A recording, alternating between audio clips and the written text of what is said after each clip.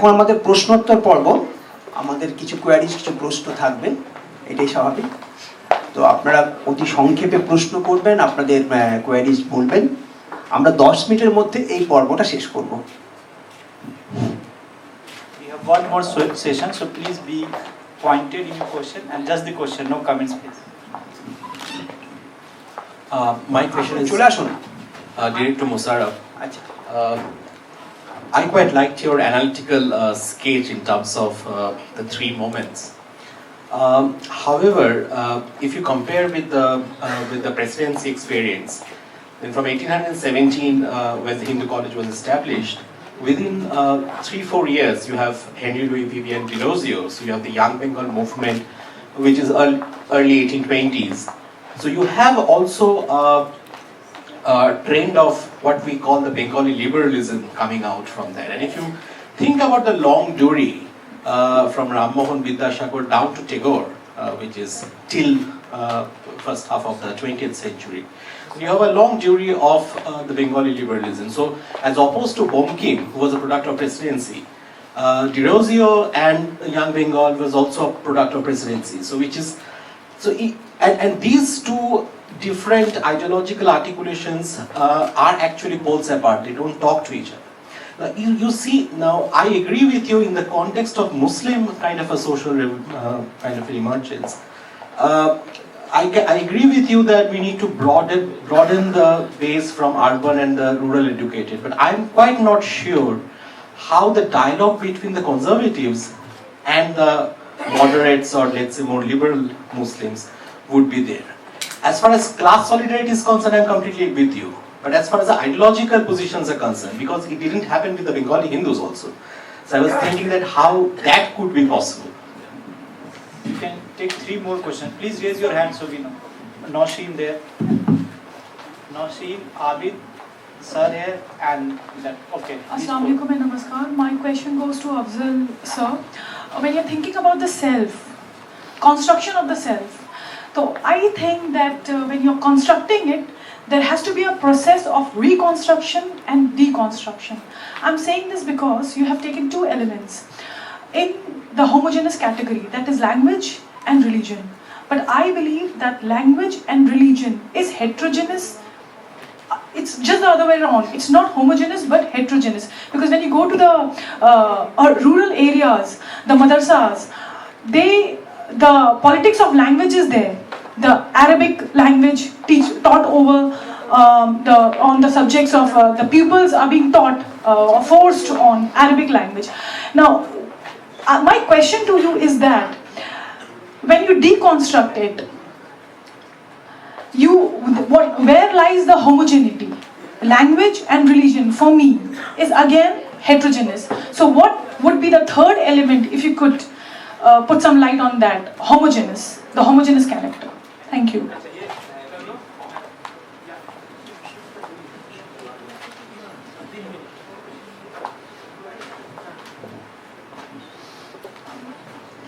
My question is to Dr. Musharraf Hossain Khan.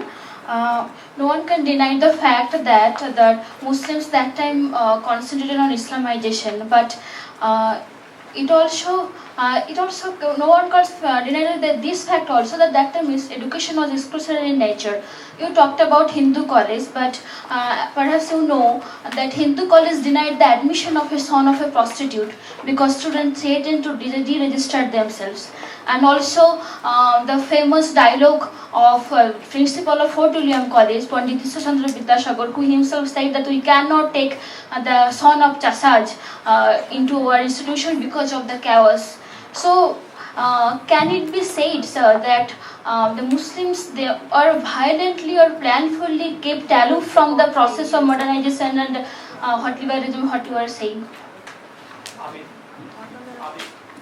Just the question, no comment, please. So my question is to both Musharraf Khan and the principal of, I forgot your name. My question is that why are we not changing the taxonomy of identity of Bengali Muslim, like Muslim Bengali, using Muslim as adjectival identity and using raciology to create an identity of Bengali race for the emancipation of lower castes, to create a universal language. Thank you. Sorry, that's last question and then.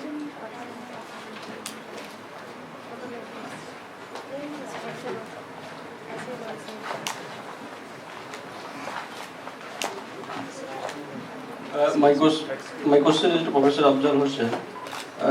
The construction of this cell, I want to know a bit explanation of your. You just touch it, the cell, and please, if you will shed some light on the exploration of the cell. What you in the first 2 decades of 21st century, what kind of cell do you want? But then, as the famous saying goes, Syed Ahmed Khan said that in one book we'll have the Quran and in the other we'll have, science or whatever. So this modernity is not exactly coterminous with the Hindu upper caste modernity. To a great extent, it's a modernity where Islam would always be a fixed component in the way we think of ourselves and the way we think of creating the perfect ideal state or world in which Islam and Prophet's example would always be an example. So, I mean, there's a long debate. In fact, I did some research, I have read. There's a long debate in the beginning of 20th century.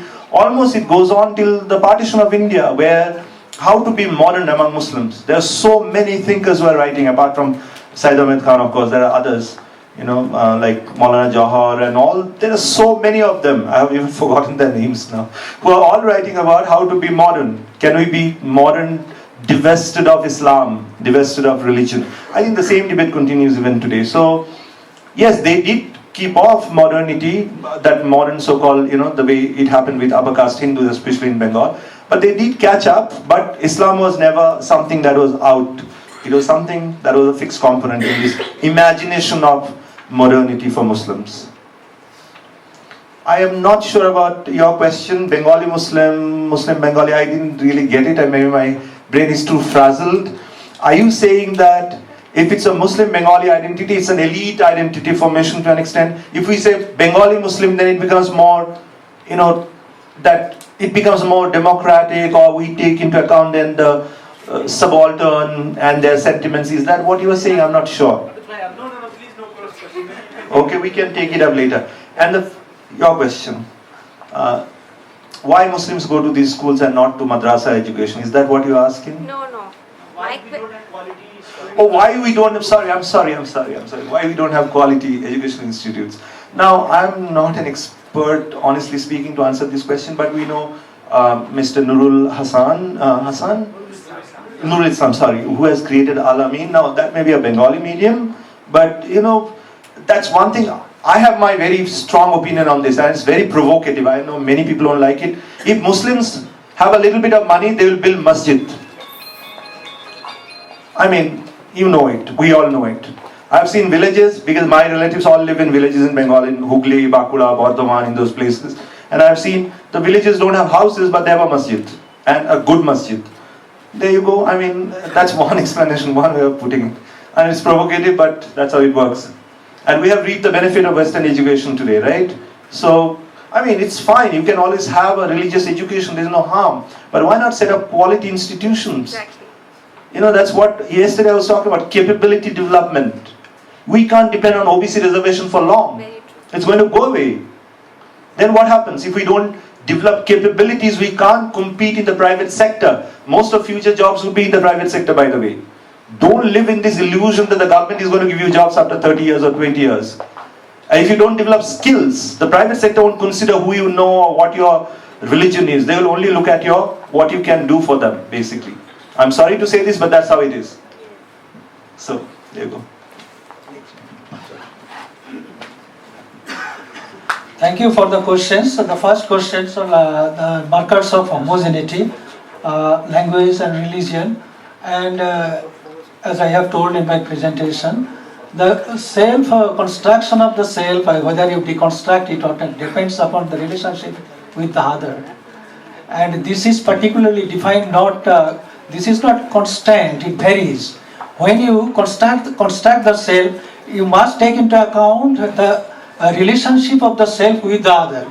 So in that context, when I am speaking that on this day, today, that is in the early decades of the 21st century, the Muslim self, so far as the Muslim self is concerned, it should be constructed taking into consideration the factors that are affecting us from others, as well as our dialogue with others, as well as our negotiation with others. So in that way we can construct. Also, historically there has been construction and deconstruction was there, and I couldn't follow whether you are asking me to answer the third dimension of the homogeneity.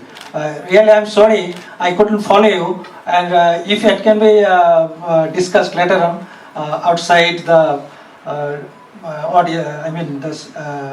auditorium. So there was another question, exploration of the self. I think it is related to the first question. The exploration of the self is required because today in our daily lives, I just cite one example for you. Say I am a principal of a college. Otherwise I am hardworking. I am managing well. 2 or 3 months back I was asked, rather I was sounded an expression, oh bhalo hole ki hobe, Musliman principal cholbe na. Can you imagine? What will be your reaction? Will you fight with that particular expression or that particular person, or will you come back and you will think that this is the expression of an ideology? If I am to fight that person, that is foolishness. I am to fight the ideology the person is representing. So that in that way we will have to explore today. I think even we all are intelligent enough not to discuss all the things clearly. There are hints, there are implications. We will have to understand how to explore ourselves. Thank you.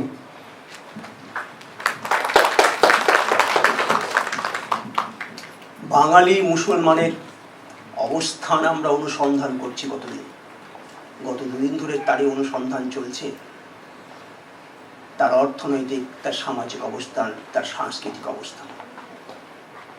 আমাদের 3 জন বক্তাই তাদের বক্তব্যের মধ্য দিয়ে সামাজিক অবস্থানের সেই দিকটিকে বৃহত্তর প্রেক্ষাপটে তুলে ধরেছেন। আমরা জানি এই যে অবস্থান, এটা কালের সঙ্গে সঙ্গে পরিবর্তিত হয়।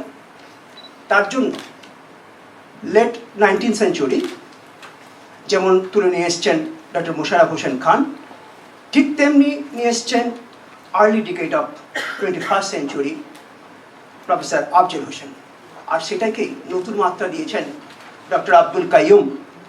আজকের প্রেক্ষিতে বাঙালি মুসলমানের সেই আর্থসামাজিক অবস্থানটাকে তুলে ধরার চেষ্টা করছেন, সাংস্কৃতিক অবস্থান তুলে ধরার চেষ্টা করছেন।